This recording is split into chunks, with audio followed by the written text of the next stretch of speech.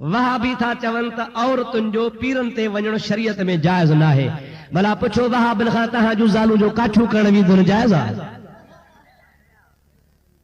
अब ॻाल्हायो भला जे रेशम गली में कपिड़ो वठण वञनि त उते बि जायज अथनि, सही माल ॾिसण वञनि त, बाक़ी पीर ते न वञनि। छो अदा?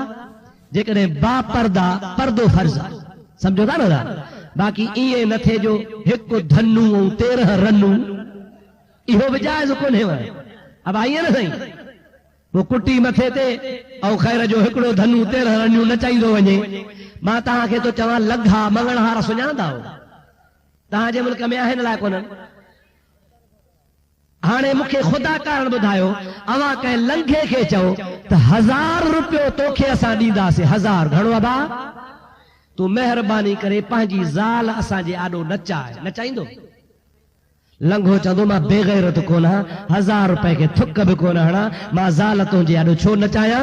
हैफ़ बणा तूं लंघे खे बि मारे वियो, जो सॼे ॻोठ जूं रनूं घर में गॾु करे विच ते लंघो बि हारे रनूं नचाईंदो आहे, तूं त लंघे खे बि मारे वियो।